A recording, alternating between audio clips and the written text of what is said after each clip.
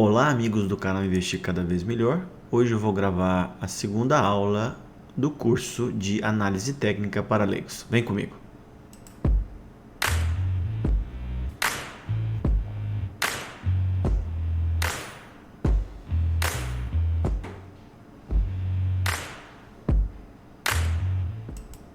Então, temos aqui o nosso roteiro, do curso completo.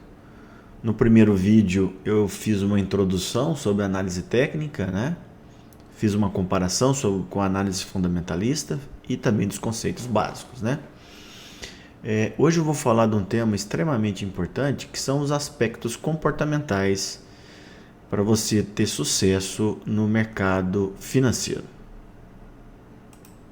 Aquilo que eu sempre comento, que esse vídeo tem apenas um caráter educacional.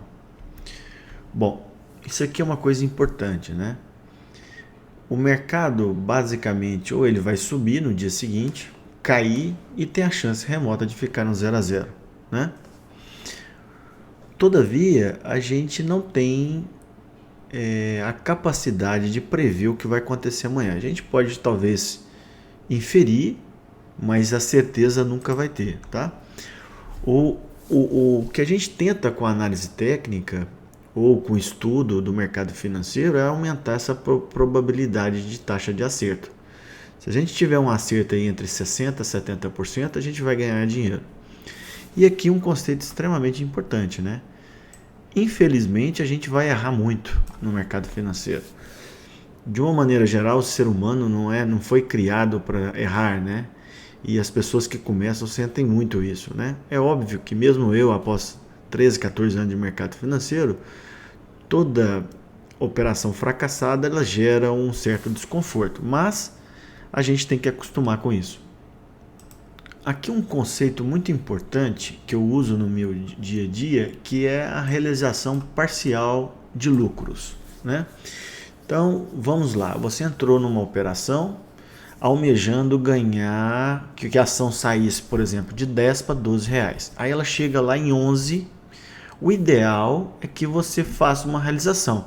Venda a metade da posição, venda um terço da posição, Isso é fundamental. Eu cansei já de entrar em operações que elas começaram vencedoras, que se eu não tivesse feito essa realização de lucros, eu acabaria saindo no prejuízo, O Oliver Velez, eu já comentei na aula anterior, um dos principais traders americanos, ele fala que numa posição, a gente nunca pode sair de uma posição vencedora para uma perdedora. Vamos supor, você comprou a 10, ele foi a 11, de repente ele cai e vai a 8. Isso psicologicamente é muito ruim, Uma outra coisa que eu vi num curso há muito tempo era que numa tendência de alta, as pessoas ficam tentando identificar o fundo, para pegar o fundo daquele preço do ativo e vender na parte mais cara. Esquece, você pode até acertar uma ou outra vez, mas isso não é o dia a dia. O mais importante é como você vai comer um peixe. Você não quer nem o rabo e nem a cabeça, você quer pegar o miolo da tendência. Isso é muito importante, Qualquer pessoa pode fazer 1, 2, 3 operações de sucesso na bolsa financeira. Qualquer uma, mesmo sem conhecimento. Só que para você ter um sucesso no médio e longo prazo, você vai ter que ter ganhos constantes e duradouros. E mais, as suas perdas elas têm que ser limitadas. Então eu deixo essa mensagem para vocês, Toda vez que pensar num trade, pense em comprar ou vender, Vamos colocar uma operação de compra. Eu vou comprar aquele ativo em 2 ou 3 lotes, E na saída a mesma coisa. Isso melhora a nossa capacidade de ganhos no longo prazo. E esquecer que a gente não vai acertar o topo do ativo e nem o fundo, exceto em algumas raras ocasiões, por sorte, Essa não é a nossa intenção. Isso aqui é um conceito muito importante, Que é a paciência, Dizem que por aí que o mercado a gente acaba transferindo o dinheiro dos impacientes para os pacientes, Então, é muito importante, quando você entrar num trade, independente seja um day trading ou um swing trading, você tem que esperar, ter paciência para a operação e ir no seu alvo, tá? Isso é extremamente importante. Esse aqui é o Larry Williams, um dos traders americanos que eu mais gosto, tá? Ele fala que se você não tem paciência para esperar a sua operação evoluir, você não tem nada que ganhar no mercado financeiro, tá? Isso é muito importante. Outro cuidado que você tem que ter é não se alavancar de forma exagerada. O que é alavancagem? Alavancagem é você operar com o dinheiro de terceiros para aumentar seus lucros.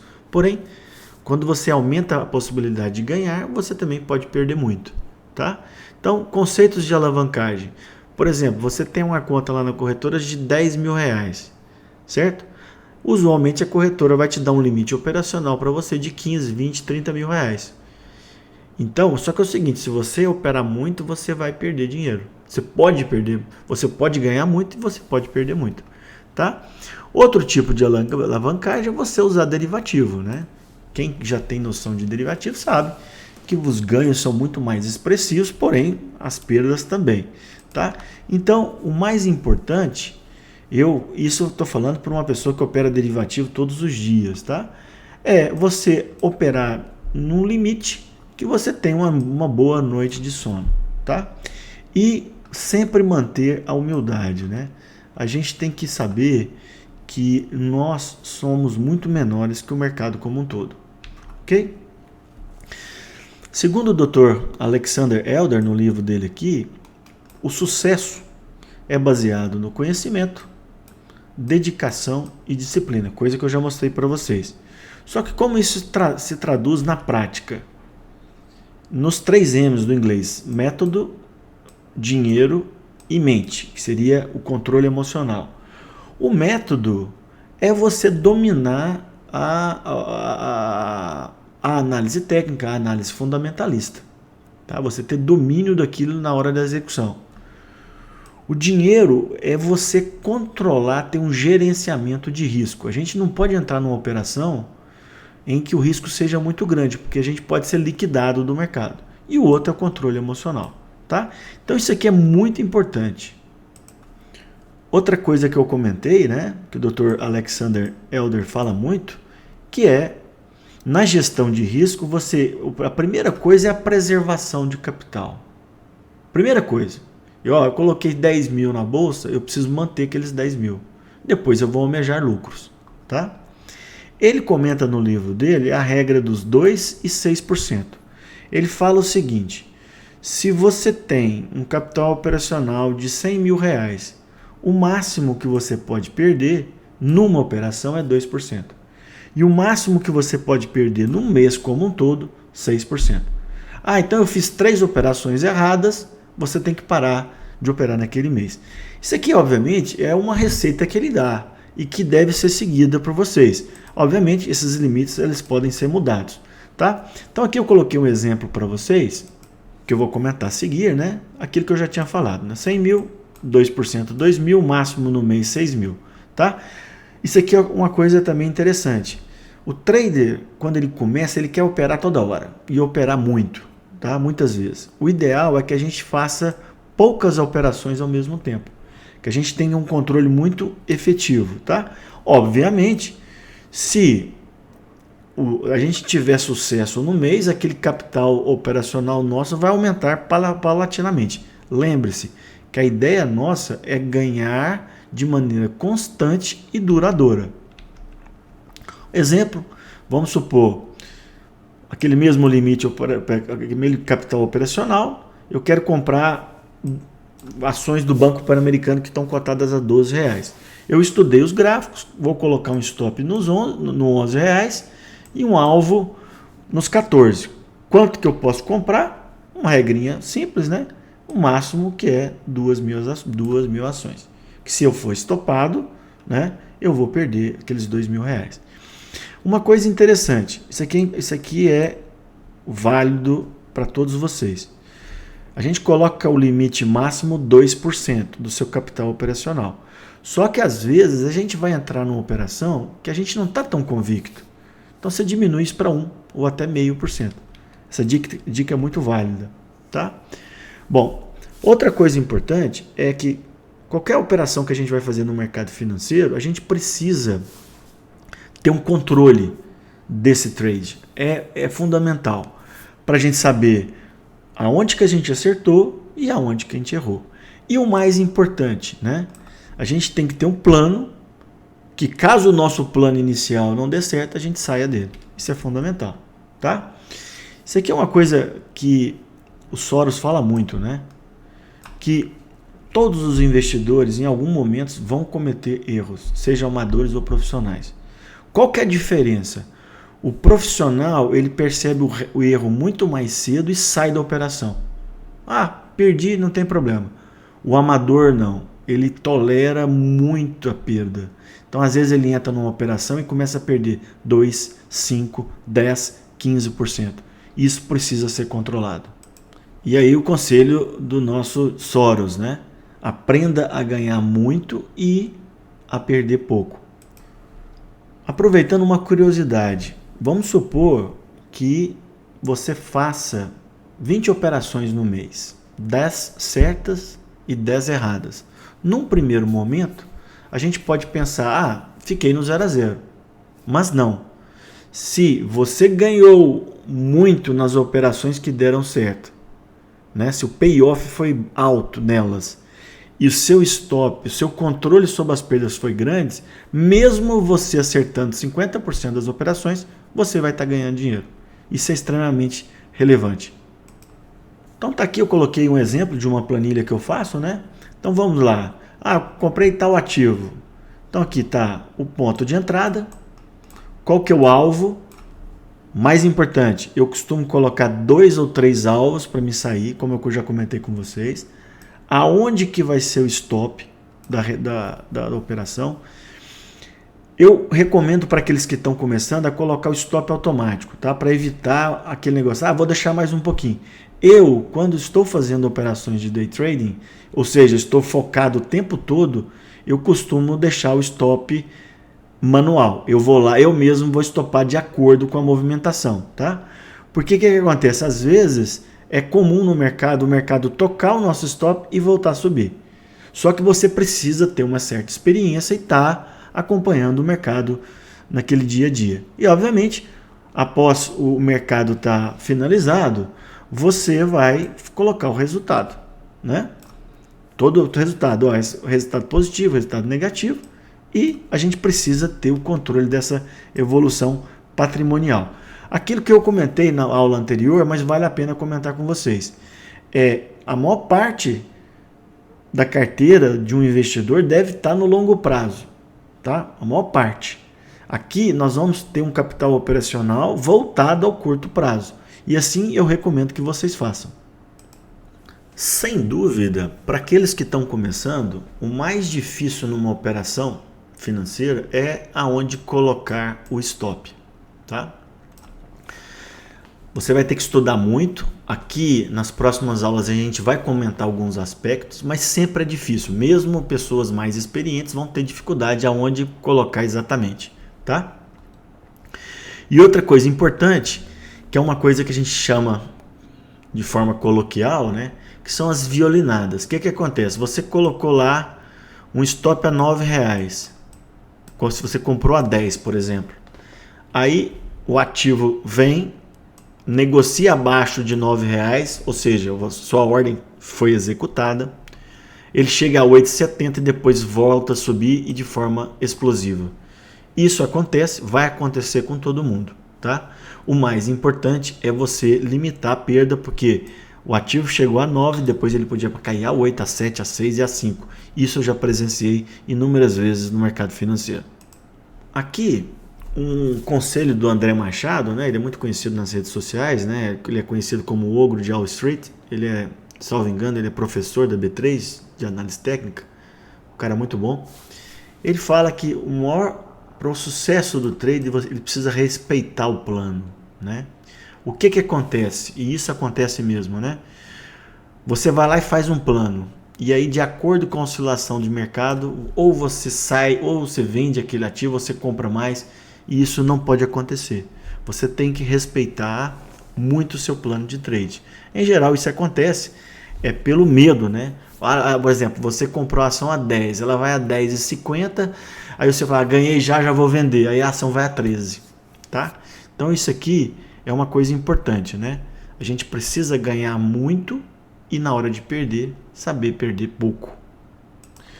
Outra coisa muito importante no mercado financeiro é que sem dor a gente não tem ganho. Quantas vezes foram os trades que eu fiz vencedores, mas que no começo foram em direção contrária ao que eu pensava, né? Porém não atingiu o meu stop, né? Então isso é importante, tá? A gente achar que vai ganhar facilmente dinheiro no mercado financeiro, esqueça, tá? Isso aqui é importante, né? O que é arrogância? A arrogância é a falta de conhecimento e convicção.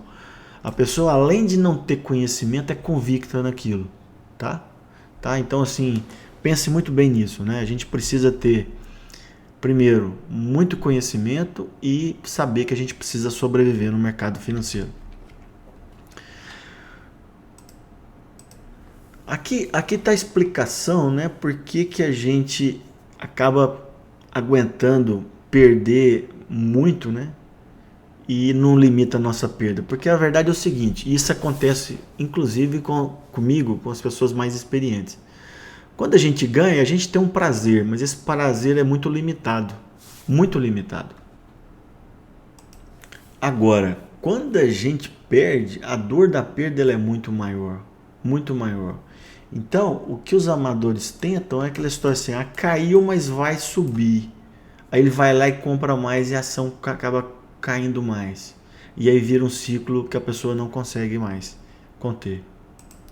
Existem vários livros, né, de psicologia relacionada ao mercado financeiro. O que eu mais gosto é esse aqui, ó, A Psicologia do Dinheiro. Ele traz muita informação legal, recomendo para vocês, tá? Bom, para a gente finalizar essa aula, né, e entrar no próximo assunto, que vai ser volume financeiro, eu quero falar que para os traders é preciso um bom software. Eu uso o Profit Charts RT, que é da empresa Nelogica.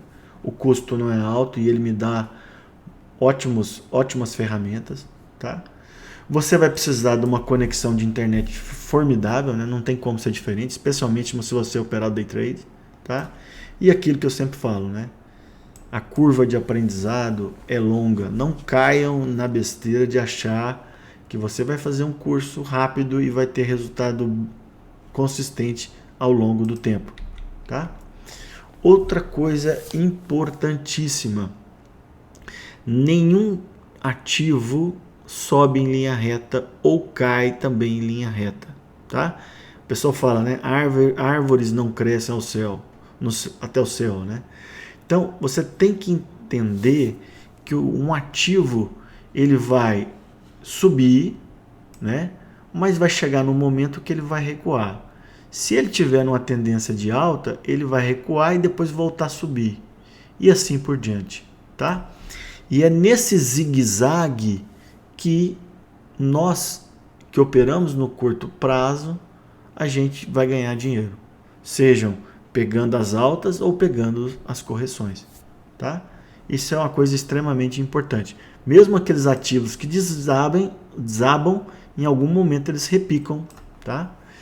E outra coisa importante, para aquelas pessoas que vão operar operações de curto prazo, você precisa ter volatilidade. O que é volatilidade? É a movimentação do ativo.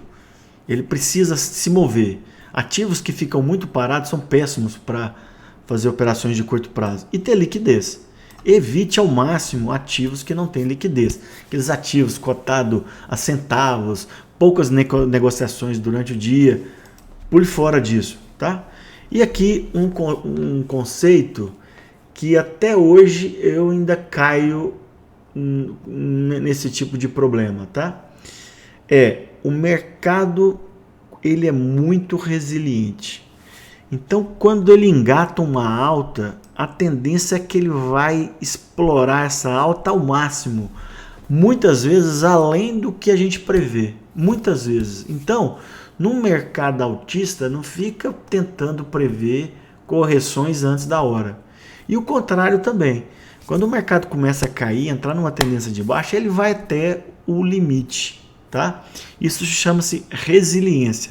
Muitas vezes, a gente de maneira afoita, e eu cometo isso às vezes, a gente acha que o mercado chegou ao limite e não chegou. Lembre-se daquilo que eu vou mostrar depois mais para frente para vocês sobre um dos aspectos da teoria de Down, né? É que uma tendência ela só é revertida quando a gente tem sinais claros de que isso aconteceu.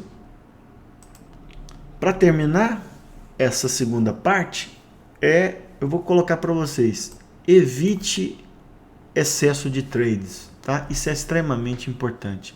O excesso faz com que você possa perder muito dinheiro, gera estresse e não traz bons resultados. Quem gosta disso são as corretoras, né? Que você vai pagar muita corretagem, tá? E outra coisa importante, a gente vai falar isso também muito nas próximas aulas. Entre somente nas operações certeiras. Se você tiver alguma dúvida, não entre naquela operação, tá? Aqui que eu coloco, né? O trade, ele precisa aprender que ficar fora do mercado também é uma maneira inteligente. Você pode estar comprado, você pode estar vendido, mas ficar fora, mantendo caixa, é muito importante, tá? Bom, na próxima aula eu vou comentar sobre o volume financeiro e possivelmente as médias móveis. Eu espero que vocês tenham gostado, que dê um like no vídeo para ser disseminado no YouTube, que compartilhem e até uma próxima.